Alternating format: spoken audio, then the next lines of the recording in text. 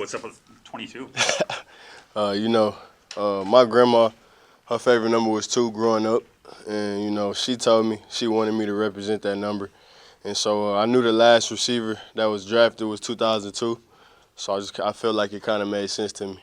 Did you think you were 81 there for a second on Yeah, draft night? yeah, I did. How'd that change?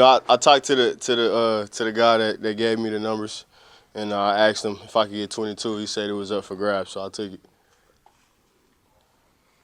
Matthew, what's the process been like since you've been drafted? What's, I guess, the last few days or so been like for you? Man, it's been cool. A great experience.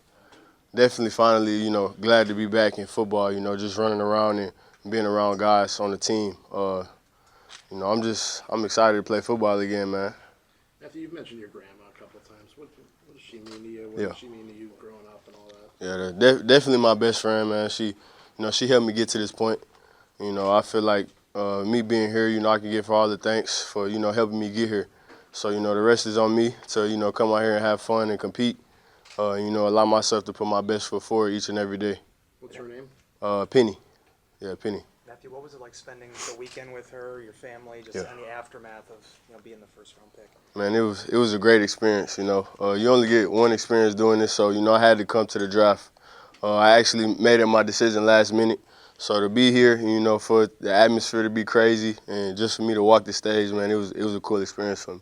In that video you put out, you take a picture with Barron after he Yeah. got picked. Did you ever think that you guys would be teammates again? It's crazy because the night before the draft, I went to Barron's room and we was talking, and we was looking outside the city from where his room was, and we was just talking about football.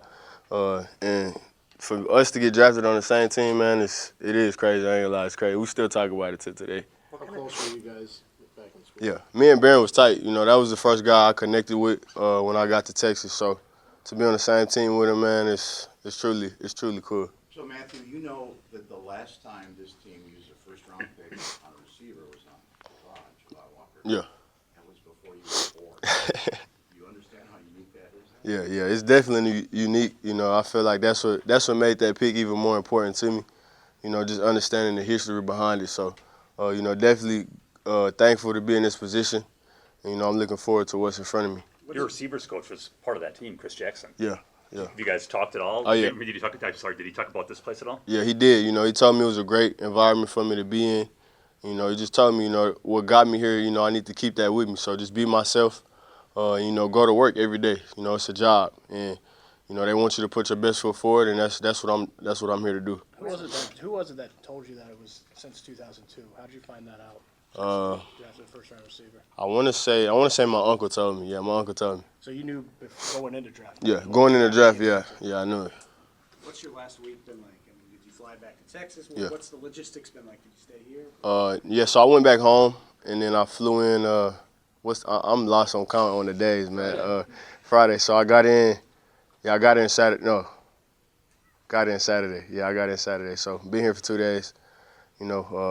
Excited to be here. Get the offense down, and like I said, just get back to playing football. So you found out that they hadn't drafted a receiver in the first round before you got picked, Yeah, right? yeah, before. So you visited here, right? And did you think to yourself, well, hell, they're not going to pick me. Yeah, man, I actually didn't know, and man, for it to happen, like I said, it's crazy, but it happened for a reason. I'm excited to be here, like I said, and man, I'm ready to compete. How long did it take for your new quarterback to reach out to you? He texted me literally right after I got drafted, told me it's time to go to work, congratulated me, and just told me, well, it's time to work, come here and work. What did you have to say to him? I'm ready. Yeah, I'm ready. I've been waiting for this moment my whole life, and to be here, like I said, I'm gonna be present, but I'm gonna let my presence be known. I'm gonna come in here and compete. Have you had the chance to see the video where LaFleur said he FaceTime Jordan Love and he said he's got to warm his arm up? Yeah, I seen. I seen. What was the feelings when you saw that and just kind of getting ready to start working with him? I really don't pay attention to social media like that. But I know I control what I can. So, like I said, man, I'm gonna come out here and do what I'm supposed to do.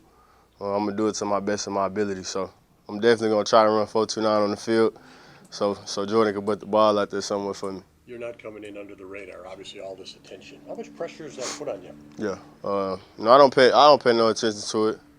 Like I said, I got myself here, being myself. So that's that's all I'm gonna do. And you know, I'm gonna come in here and compete and work just like I did my whole life. So it's nothing new to me. Like I said, man, I'm just happy to be here. Did you get to know Savion pretty well during the pre-draft? Yeah, I did. So I was originally committed to TCU before I committed to Houston, and he actually hosted me on my visit. So me and Savion go way back. What's that conversation been like between you two Yeah. this week? Man, it's cool, you know, trying to get the office down together, you know, and just going through walkthroughs and stuff like that.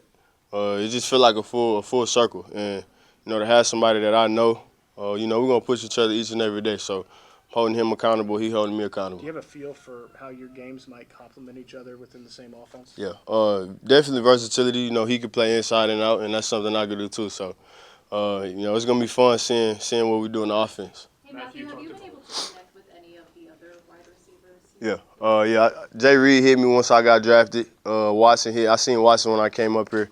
So, you know, I've been around him, and like I said, man, I'm ready to be in that room. I'm ready to compete with those guys, and you know, go out there and have fun. What have those conversations kind of been like with Yeah. them? They all told me, you know, it's time to go to work. You know, they gave me some great advice. You know, I talked to Mecco Hardman yesterday. You know, he was just giving me advice. You know, he's been in the league for a while, so you know, for a rookie coming in, he just gave me some stuff that could help me, you know, down the road. So, you know, I really appreciate it. Matthew, you had some of your best college games at the end and in the playoffs when it really mattered. What's it take to perform your best when it's all on the line? Yeah, just knowing the situation, you know, just knowing that when the lights come on, you know, that's when I'm at my best.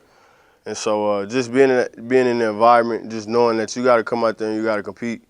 And like I said, man, I'm coming here to win games and do whatever the team needs me to do.